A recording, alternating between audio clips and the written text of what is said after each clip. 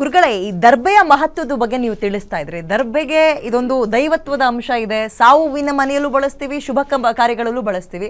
So ಗ್ರಹಣದ ಟೈಮ್ನಲ್ಲಿ ದರ್ಬೆಯ ವಿಶೇಷತೆ ದೇವಸ್ಥಾನಗಳಲ್ಲಿ ಯಾಕೆ ಇಡ್ತಾರೆ, ಮನೆಗಳಲ್ಲಿ ಯಾಕೆ ಬಳಸಬೇಕು?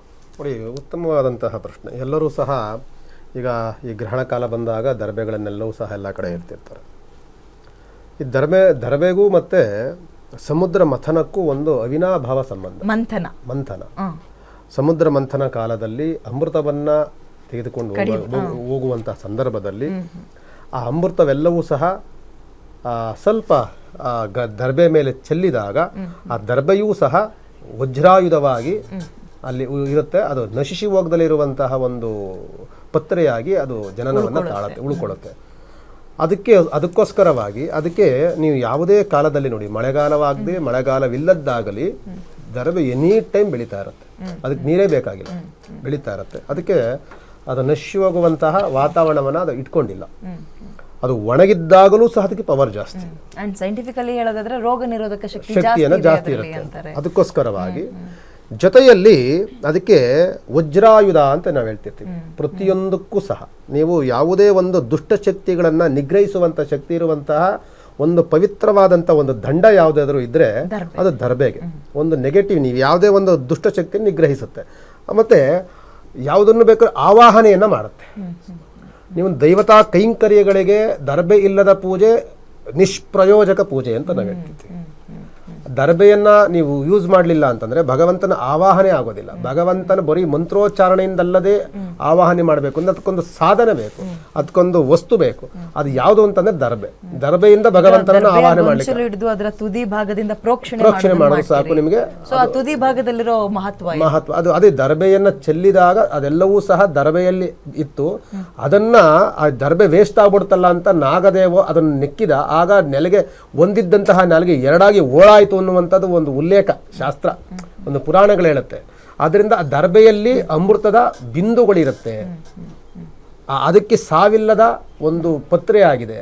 ಅದಕ್ಕೋಸ್ಕರವಾಗಿ ಅದು ಭಗವಂತನ ಹತ್ತಿರಕ್ಕೆ ಹೋಗುವಂಥ ಯೋಗ್ಯತೆಯನ್ನು ಪಡ್ಕೊಂಡಿದೆ. ಭಗವಂತನ ಆವಾಹನೆ ಮಾಡುವಂತಹ ಶಕ್ತಿಯನ್ನು ಅದು ಪಡ್ಕೊಂಡಿದೆ. ದುಷ್ಟಶಕ್ತಿ ನಿಗ್ರಹಿಸುವಂಥ ಶಕ್ತಿಯನ್ನು ಅದು ಪಡ್ಕೊಂಡಿದೆ. ಅದಕ್ಕೋಸ್ಕರವಾಗಿ ದರ್ಬೆಯನ್ನು ಪ್ರತಿಯೊಂದು ಸಂದರ್ಭದಲ್ಲೂ ನೆಗೆಟಿವ್ಸ್ ಪ್ರಾಬ್ಲಮ್ ಎಲ್ಲಿರುತ್ತೆ ಅಲ್ಲೆಲ್ಲವೂ ಸಹ ಅದನ್ನು ಯೂಸ್ ಮಾಡ್ಕೊಳ್ತೀವಿ. ಈಗಾಗುವಂತಹ ಗ್ರಹಣ ಕಾಲಗಳು ಸೂತಕದ ಕಾಲ, ಕೆಟ್ಟ ಕಾಲ, ಒಂದು ಘರ್ಷಣೆಯ ಕಾಲ, ಒಂದು ಆಕರ್ಷಣೆಯ ಕಾಲ ಅಂತ ನಾವು ತೆಗೆದುಕೊಂಡಾಗ ಇದನ್ನು ಆ ವಿಷಪೂರಿತವಾದಂತಹ ಸೂರ್ಯನ ಅಥವಾ ಚಂದ್ರನ ಕಿರಣಗಳನ್ನು ನಿಗ್ರಹಿಸುವಂಥ ತಡೆಯುವಂಥ ಶಕ್ತಿ ಇರುವಂಥದ್ದು ದರ್ಬೆಗೋಸ್ಕರ. ಆ ತಡೆಯುವಂಥ ಶಕ್ತಿ ಇರುವಂಥ ದರ್ಬೆಗೆ ವಜ್ರಾಯುಧ ಅಂತ ನಾವು ಹೇಳ್ತಿರ್ತೀವಿ. ಅದಕ್ಕೆ ನಾವೇನು ಮಾಡ್ತೀವಿ, ಒಂದು ಬಿಂಬವಾಗಲಿ, ಒಂದು ಜಲವಾಗಲಿ, ಕೊನೆಗೆ ಒಂದು ಊಟ ಮಾಡುವಂಥ ವಸ್ತುವಾಗಲಿ ಅದನ್ನು ಹಾಕ್ದಾಗ ಅಲ್ಲಿ ಆ ಕಿರಣಗಳನ್ನು ರಕ್ಷಣೆ ಮಾಡುವಂಥ ಶಕ್ತಿ ಆ ದರ್ಬೆಗಿರುತ್ತೆ. ಅದಕ್ಕೋಸ್ಕರವಾಗಿ ದರ್ಬೆಯನ್ನು ನೀವು ಯೂಸ್ ಮಾಡಬೇಕು.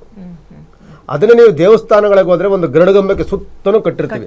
ಏನಕ್ಕಾಗಿ ಅಂತಂದ್ರೆ ಆ ಗರುಡಗಂಬದ ಅಲ್ಲಿ ತನಕನೇ ಅದಕ್ಕೆ ಅವಕಾಶ, ಒಂದು ನೆಗೆಟಿವ್ಸ್ ಯಾವುದೋ ಒಂದು ದುಷ್ಟಶಕ್ತಿ ಬಂತು ಅಂದರೆ ಅದಕ್ಕೆ ಬರಲಿಕ್ಕೆ ಎಲ್ಲಿ ತಕ್ಕ ಶಕ್ತಿ ಇದೆ ಅಂತಂದರೆ ಅದು ಗರುಡಗಂಬದ ತನಕ ಮಾತ್ರಕ್ಕೆ ಬರಲಿಕ್ಕೆ ಆಗುತ್ತೆ.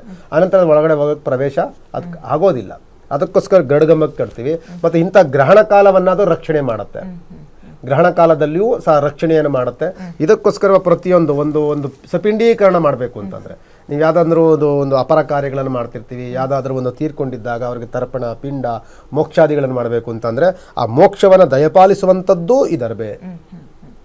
ಮೋಕ್ಷವನ್ನು ಕೊಡುತ್ತೆ, ಆವಾಹನೆಯನ್ನು ಮಾಡುತ್ತೆ, ಸಿದ್ಧತೆಯನ್ನು ಮಾಡಿಕೊಡುತ್ತೆ, ಮತ್ತು ಇನ್ನು ಪ್ರತಿಯೊಂದನ್ನು ಪಾವಿತ್ರತೆಯನ್ನು ಕೊಡುತ್ತೆ. ಸೊ ದೈವತ್ವದ ಅಂಶ ಹೊಂದಿರುವಂಥದ್ದೇ ದರ್ಬೆ. ಅದಕ್ಕೆ ಪವಿತ್ರ ಅಂತಲೂ ನಾವು ಹೇಳ್ತೀವಿ. ಇನ್ನೊಂದು ಹೆಸರು ಪವಿತ್ರ ಅಂತ.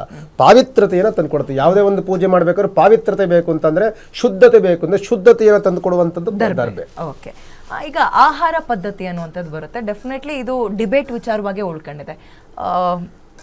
ಓದಿರುವಂಥವ್ರು ಅಥವಾ ನಾಸ್ತಿಕರು ಆಹಾರ ತಿನ್ಬೋದು, ಏನೂ ಆಗಲ್ಲ ಅಂತ ಕೆಲವೊಬ್ರು ತಿಂದು ಕೂಡ ತೋರಿಸಿದ್ದಾರೆ. ಇನ್ನು ಕೆಲವೊಬ್ರು ಅಂದ್ರೆ ಜ್ಯೋತಿಷ್ಯದ ಪ್ರಕಾರ ತಿನ್ಕೂಡ್ದು ಅಂತ ಹೇಳ್ತಾರೆ. ತೀರಾ ಅತ್ಯಗತ್ಯವಾಗಿ ಕಾಯಿಲೆ ಬಂದಿರುವಂಥವ್ರನ್ನ ಹೊರತುಪಡಿಸಿದ್ರೆ, ಮಕ್ಕಳನ್ನ ಹೊರತುಪಡಿಸಿದ್ರೆ ಉಳಿದಂಥವ್ರು ತಿನ್ನಕ್ಕೆ ಹೋಗ್ಬಾರ್ದು ಅಂತ. ಸೊ ಅದನ್ನ ಮೂಢನಂಬಿಕೆ ಅಂತ ಕೂಡ ಕರೀತಾರೆ. ಬಟ್ ಮೂಢನಂಬಿಕೆಗಳಲ್ಲೂ ಕೂಡ ವಿಧಗಳಿದ್ದಾವೆ ಗುರುಗಳೇ. ಈಗ ಎಕ್ಸಾಂಪಲ್ ನಾವು ಸೋಷಿಯಲ್ ಮೀಡಿಯಾಗಳಲ್ಲಿ ನೋಡ್ತಿರ್ತೀವಿ, ಅವನಿಗೆ ಕೈನೋ ಕಾಲೋ ಊನ ಆಗಿರುತ್ತೆ, ಯಾವುದೋ ದೇವ್ರನ್ನ ಪ್ರೇಯರ್ ಮಾಡ್ತಿರ್ತಾರೆ, ಆ ಪ್ರೇಯರ್ ಮಾಡಿದ ತಕ್ಷಣ ಕೈ ಕಾಲು ಸರಿ ಆಯ್ತು ಅಂದ್ರೆ ಅದು ಮೂಢನಂಬಿಕೆ, ಒಪ್ಕೊಳ್ಳೋಣ. ಅದನ್ನು ಹೊರತುಪಡಿಸಿದ್ರೆ ಜ್ಯೋತಿಷ್ಯ ಅಂಡ್ ನಮ್ಮ ಶಾಸ್ತ್ರಗಳೆಲ್ಲವೂ ಕೂಡ ಸೈನ್ಸ್ಗಿಂತ ಮುಂಚೆ ಹುಟ್ಟಿರುವಂಥದ್ದು. ಕೆಲವೊಂದು ಆಹಾರ ಪದ್ಧತಿಗಳನ್ನ ಇಂಥ ಸಂದರ್ಭದಲ್ಲಿ ಬಳಸಬೇಡಿ ಅಂದ್ರೆ ಅದಕ್ಕೊಂದು ಅರ್ಥ ಇರುತ್ತೆ ಅಂತ. ಸೊ ಕಿರಣಗಳಿಂದ ಅದು ಅಪವಿತ್ರತೆ ಹೊಂದುತ್ತೆ ಅಂತಲ್ಲ ಆಹಾರ ಪದ್ಧತಿ ಅಂದ್ರೆ ಬೇಯಿಸಿರುವ ಆಹಾರ. ಈಗ AQI ಅಂತಾರೆ, ಏರ್ ಕ್ವಾಲಿಟಿ ಇಂಡೆಕ್ಸ್, ಇದು ಈ ಸಂದರ್ಭದಲ್ಲಿ ಹಾಳಾಗಿರುತ್ತೆ ಅಂತಾನೆ. ಯಾಕೆ ಜ್ಯೋತಿಷ್ಯದ ಪ್ರಕಾರ ಆಹಾರ ಯಾಕೆ ನಿಷಿದ್ಧ?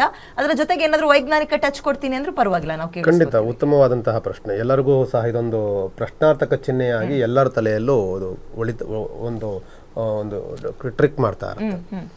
ನೋಡಿ, ನಾನು ಆಗ್ಲೇ ಹೇಳಿದೆ, ನಿಮಗೆ ಒಂದು ಸೂರ್ಯನ ಒಂದು ಗ್ರಹಣವಾಗಲಿ ಚಂದ್ರಗ್ರಹಣವಾಗಲಿ ಅದರ ಬಿಂಬಗಳು ನೇರವಾಗಿ ಒಂದು ನಭೋಮಂಡಲದಲ್ಲಿ ಬೀಳುತ್ತೆ. ನಭೋಮಂಡಲದಿಂದ ಪ್ರಾರಂಭವಾದಂಥದ್ದು ಭೂಮಿಯ ಮೇಲೆ ಸ್ಪರ್ಶವಾಗುತ್ತೆ. ಅದು ಎಲ್ಲೆಲ್ಲಿ ಬೀಳುತ್ತೆ? ಪ್ರತಿಯೊಂದು ಭಾಗದಲ್ಲೂ ಗಾಳಿ, ನೀರು, ಜಲ ಎಲ್ಲ ಕಡೆಯೂ ಅದು ಸ್ಪರ್ಶವಾಗುತ್ತೆ, ಎಲ್ಲ ಕೂಡ ಅದು ಮುಟ್ಟುತ್ತೆ. ಆ ಸಂದರ್ಭದಲ್ಲಿ ಈ ಗ್ರಹಣ ಕಾಲದಲ್ಲಿ ಬಂದಂತಹ ಕಿರಣಗಳು ವಿಷಪೂರಿತವಾದಂಥ ಕಿರಣಗಳಾಗತ್ತೆ. ಅಲ್ಲಿ ಶುದ್ಧತೆಯಿಂದ ಕಿರಣಗಳಿರುವಂಥದ್ದು ವಿಷಪೂರಿತವಾದಂಥ ಕಿರಣಗಳಾದಾಗ ಆ ಒಂದು ಸಸ್ಯ ಮೇಲೆ ಒಂದು ಸಣ್ಣದಾದ ಒಂದು ಗಿಡ ಬೆಳೀತಾ ಇದ್ರೆ ಗಿಡವೇ ನಶಿಸಿ ಹೋಗುತ್ತೆ. ಒಂದು ಚಿಕ್ಕದಾದ ಮೊಳಕೆ ಒಟ್ಟುವಂತಹ ಗಿಡವೂ ಸಹಿತ ಈ ಗ್ರಹಣ ಕಾಲದಲ್ಲಿ ನೀವು ನೀವು ನೋಡ್ಬೋದು. ಯಾವುದಾದ್ರು ಮೊಳಕೆ ಇರುವಂಥ ಯಾವುದಾದ್ರು ಒಂದು ಗಿಡಗಳನ್ನ ನೀವು ನೋಡಿದ್ರೆ ಕೆಲವು ಒಂದು ವಾರದಲ್ಲಿ ಎಲ್ಲವೂ ಅದು ಹಾಳಾಗೋಗ್ಬಿಡುತ್ತೆ. ಸಿಕ್ಕದಾದ ಒಂದು ಪಾಟ್ನಲ್ಲಿ ಒಂದು ಇವತ್ತೆಲ್ಲರೂ ಒಂದು ಹಾಕಿ ನೋಡಿ ಬೇಕಾದ್ರೆ ಅದು ನಿಮಗೆ ಒಂದು ವಾರದಲ್ಲಿ ಅದು ತಿರ್ಗಿ ಹುಟ್ಟೋದೇ ಇಲ್ಲ. ಬಟ್ ಈಗ ಬಳಸಬಾರ್ದು ಅಂತ ಬಂದಾಗ ಅದು ಬೇಯಿಸಿದ ಆಹಾರಗಳಿಗೆ ಮಾತ್ರ ಯಾಕೆ? ಅನಂತರದಲ್ಲಿ ನೀವು ಬೇಯಿಸಿರುವಂಥ ಪದಾರ್ಥಗಳಾಗಲಿ ಶೇಖರಣೆ ಮಾಡಿರುವಂಥ ಯಾವುದೇ ಪದಾರ್ಥಗಳಾಗಲಿ ವಿಷಪೂರಿತವಾದಂತಹ ಕಿರಣಗಳಿಂದ ಕೂಡಿರುವಂತಹ ಆ ಕಿರಣಗಳು ಅದರ ಮೇಲೆ ಬಿದ್ದಾಗ ಆ ತಿನ್ನುವಂಥ ಆಹಾರವಾಗಿರ್ಬೋದು, ಶೇಖರಣೆ ಮಾಡಿರುವಂತಹ ಆಹಾರವಾಗಿರ್ಬೋದು ವಿಷಪೂರಿತವಾಗುತ್ತೆ. ಅದು ನಾವು ಸೇವನೆ ಮಾಡಿದಾಗ ಈಗ ತೆಗೆದುಕೊಂಡ ತಕ್ಷಣವೇ ಅದು ರಿಯಾಕ್ಟ್ ಮಾಡಲ್ಲ, ಅದು ಸಮಯನೂ ತೆಗೆದುಕೊಳ್ಳುತ್ತೆ. ಆ ಸಮಯದ ನಂತರದಲ್ಲಿ ನಿಮಗೊಂದು ಅದು ರಿಯಾಕ್ಟ್ ಮಾಡುತ್ತೆ. ಆವಾಗ ಒಂದು 15 ದಿವಸನೋ ತಿಂಗಳಲ್ಲೋ ನಿಮಗೆ ನಿಮ್ಮ ದೇಹದಲ್ಲಿ ವ್ಯತ್ಯಾಸಗಳನ್ನು ಕಾಣ್ತೀವಿ. ಅದರ ಪ್ರಭಾವ ಬೀರಲಿಕ್ಕೆ ಸಮಯಗಳು ಬೇಕು. ಆ ಸಮಯದಲ್ಲಿ ನಾವು ತಿಂದಂಥ ಆಹಾರದಿಂದನೋ ಮತ್ತೊಂದರಿಂದನೋ ಅಲ್ಲಿ ಆದಂಥ ಸಮಸ್ಯೆಗಳಿಗೆ ಅಲ್ಲಿ ನಾವು ಅದಕ್ಕೆ ಬೆಲೆಯನ್ನು ಕಟ್ಟಬೇಕಾಗತ್ತೆ. ಆ ಸಮಸ್ಯೆಗಳನ್ನು ಮಾಡ್ಕೊಳ್ಬೇಡಿ ಅನ್ನೋದಕ್ಕೋಸ್ಕರವಾಗಿ ಈ ಸಂದರ್ಭದಲ್ಲಿ ಅದನ್ನ ಅವಾಯ್ಡ್ ಮಾಡಿ.